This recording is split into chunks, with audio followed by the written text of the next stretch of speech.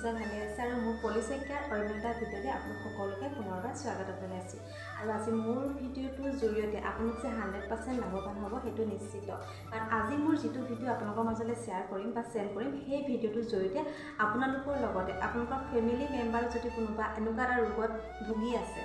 তো সেই তেওঁলোক সকলো মানে এই ৰোগটোৰ পৰা সম্পূৰ্ণ নিৰাময় পাব একদম সামান্য এটা উপায় দিম যেটো উপায়ে সেই ৰোগটো আপোনালোকে নিৰাময় কৰিব পাৰিব আৰু ৰোগটো কি আৰু উপায়টো কি এইখিনি জানিবলৈ মোৰ সম্পূৰ্ণ ভিডিঅ'টো চাব ভিডিঅ'টো বেছি দীঘল নকৰোঁ মই একদম ছুটি কৰিম ছুটিকেই আপোনালোকক মই সেই উপায়টো জনাই দিম ভিডিঅ'টো চোৱাৰ আগতে এটা সামান্য অনুৰোধ আপোনালোকে যদিহে মোক ইউটিউবৰ পৰা চাই আছে তো প্লিজ লাইক এটা কমেণ্ট এটা লগতে যিসকল নতুনকৈ আহিছে মোৰ চেনেললৈ তেওঁলোকে ছাবস্ক্ৰাইব কৰি দিব আৰু লগতে যদি পেজৰ পৰা চাই আছে তো প্লিজ পেজৰ পৰা এটা লাইক এটা কমেণ্ট আৰু লগতে পেজটো মোৰ ফ'ল' কৰি দিব ঠিক আছে তো বন্ধুসকল আজি আমি আগবাঢ়োঁ বন্ধু বান্ধৱীসকল আপোনালোকে থাম্বনেইল দেখি নিশ্চয় গম পাইছে যে মই কিহৰ বিষয়ে ক'বলৈ লৈছোঁ হয় মই খৰ বা খজুৱতিৰ বিষয়ে আপোনালোকৰ আগত ক'বলৈ লৈছোঁ আৰু এইটো এটা ইমানেই বেয়া ৰোগ যি ৰোগটো হ'লে মানুহে আনৰ আগত প্ৰকাশ কৰিব বেয়া পায় আচলতে এইটো এটা হুঁচৰা ৰোগ বুলি চবেই জানেই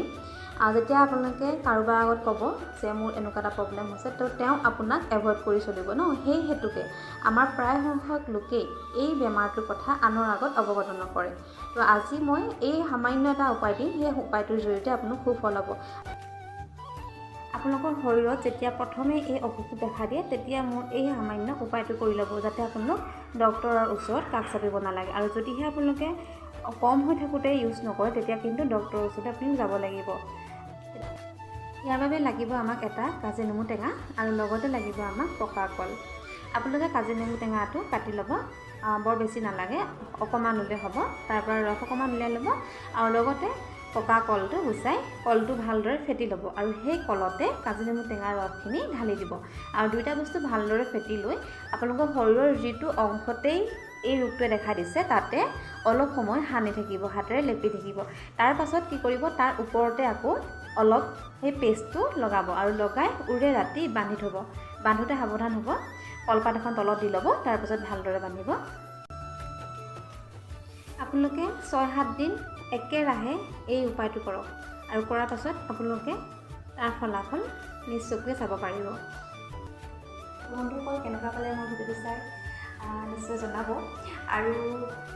মই কৈছোঁ যে এই ৰোগটোৰ কাৰণে আপোনালোকে মোৰ এই উপায়টো ফাৰ্ষ্ট কৰি লওক তাৰ পাছত আপোনালোকে ডক্টৰৰ ওচৰলৈ যাব যিহেতু আমাৰ যেতিয়া